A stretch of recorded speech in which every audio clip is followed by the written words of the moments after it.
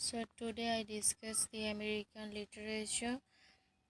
American literature, the body of written works um, produced in English language in the United States.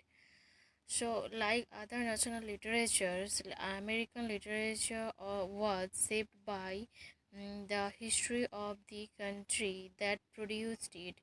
For most a century and a half, America was merely a group of colonies scattered along the eastern seaboard of the North America continent.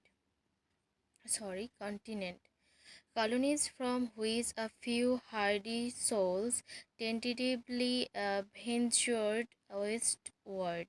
Okay. After a successful rebellion against the motherland, America became the United States, a nation. By the end of the 19th century, this nation extended southward to the Gulf of Mexico, northward to the 49th parallel, and westward to the Pacific. By the end of the 19th century, too, it had taken its place among the powers of the world. Its fortunes, interrelated with those of other nations, that inevitably it became involved in two world wars, and following these conflicts with the problems of Europe and East Asia. Meanwhile, the rise of science and industry, as well as changes in way of thinking and feeling, out many modifications in people's lives. All these factors in the development of the United States molded the literature of the country. This article traces the history of American poetry, drama, fiction, and social and literary criticism from the early 17th century to the turn of the 21st century. For a description of the oral and written literatures of the indigenous people of the Americas, see Native American literature. Though, through, though the contribution of Africans to American literature are discussed in this article. See African American literature for in-depth treatment. For information about literary tradition related to and at times overlapping with American literature in English. The 17th century, the this story of American literature begins with the arrival of English-speaking Europeans in what would become the United States. At first, American literature was naturally a colonial literature by authors who were Englishmen and who uh, taught and wrote as such. John Smith, a soldier of fortune, is credited with initiating American literature. His chief book included A True Relation of Virginia, 1608, and The General History of Virginia, New England, and The Summer uh, Isles, 1624. Although these volumes often glorified their author, they were avowedly written to explain colonizing opportunities to Englishmen. In time, each colony was similarly described. Daniel Denton's brief description of New York, 1670, William Penny's brief account of the province of Penin Pennsylvania, 1682, and Thomas Ass's Carolina, 1682, were only a few of many works praising America as a land of economic promise. Such writers acknowledge British elegance, but others stress the difference of opinion that spurred the colonies to leave their homeland. More important, they argued questions of government involving the relationship between church and state. The attitude that most authors attacked was genially set forth by Nathaniel Ward of Massachusetts, Massachusetts Bay in the simple cobbler of Aga in America, 1642. Okay, so Ward amazingly defended the state quo and railed at colonists who sponsored new um, fangled notion. So, in this screen, I share some famous writers and their works.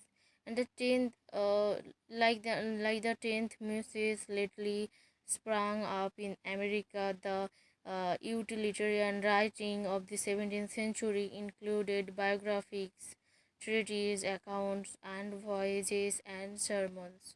Okay,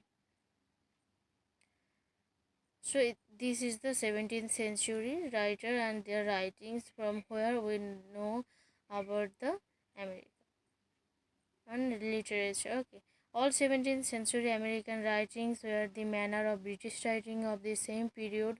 John Swift wrote in the tradition of geographic literature. Bradford echoed the cadence of King James Bible. So here we see the many types of writers. Their types of writing is different.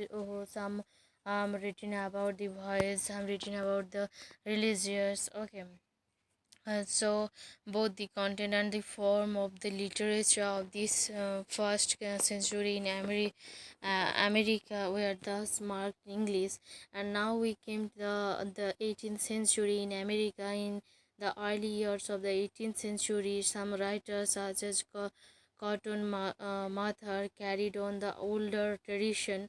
His huge history and biography of Puritan New England, Magnolian Christi Americana in 1702, and his vigorous Manuductio ad Ministerium. So this is the famous writers and their works. Uh, um, they describe here. He supported his claims by relating them to a complex metaphysical system and by resolving brilliantly in clear and often beautiful prose. You can pause the screen, and you can read by yourself. That's why I share my screen.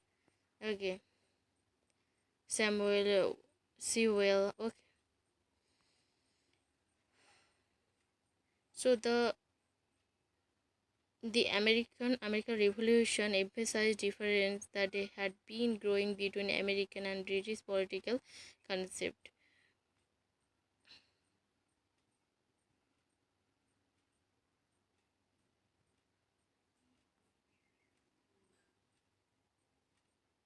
Here we'll share the Franklin self-attained culture, deep and wide grave substance and skill to varied articles, pamphlets, and reports that he wrote concerning the dispute with Great Britain. Many of them extremely um, effective in starting and shaping the colonist cause and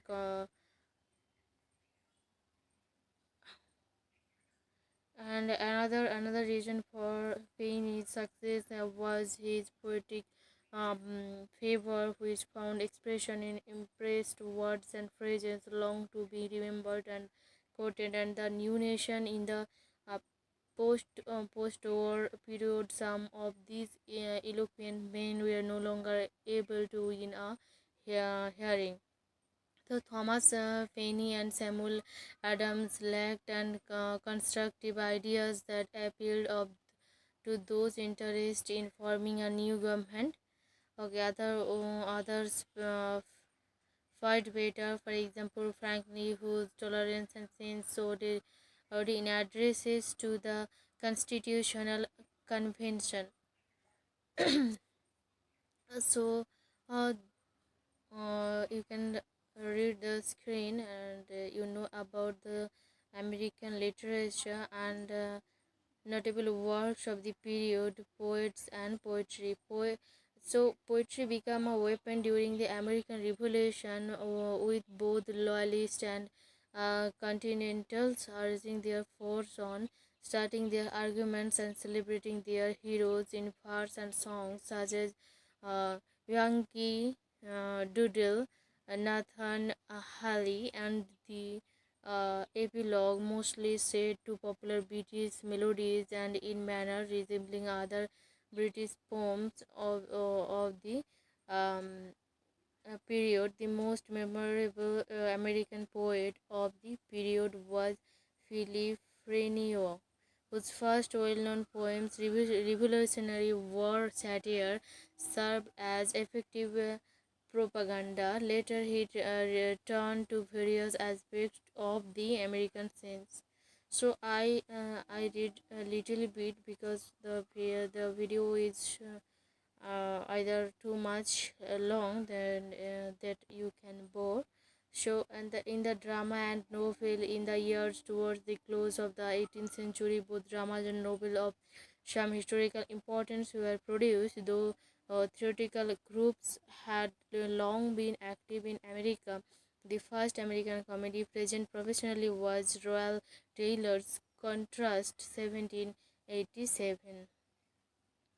Okay, this drama was full of echoes and Goldsmith and Sheridan, but it contains a wonky character. The procedures of many such in years to follow, who brought something native to the stage. Okay, and now here we go. The 19th century, the early 19th century literature after the American Revolution and increasingly after the War of 1812.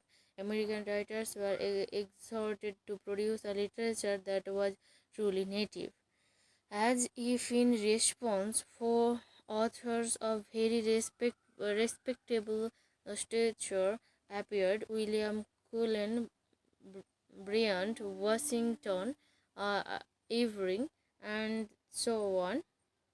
A great half century of literature developed. Okay, now the famous writer and their works are described here.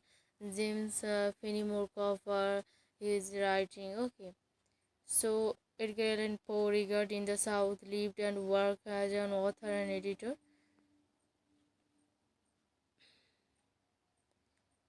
The masterpiece of Tehran. Okay, the fall of the House of Usher, the Mosque of the Red Death.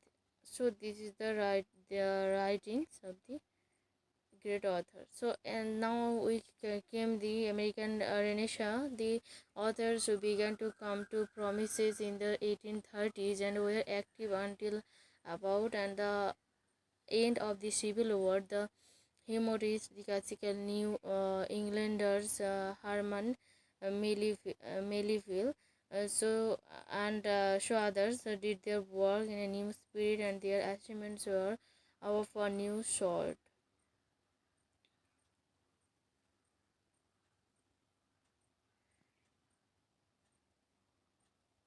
Okay. Now, in part, this was because they were in some way influenced by the broadening democratic concept that in 1829 triumphed in Andrew Jackson's inaugurations of as president. Okay, in part it was because in this romantic period, a emphasis upon native scenes and characters in many literature, they put much of America into their books. Particularly full of vivid touches were the writings of two groups of America humors, humorists, those whose works appeared between 1830 and 1867. And now the famous writers are the Joseph G. Baldwin and had his due, leaving the picture of a educant frontier, and so did the interest in the common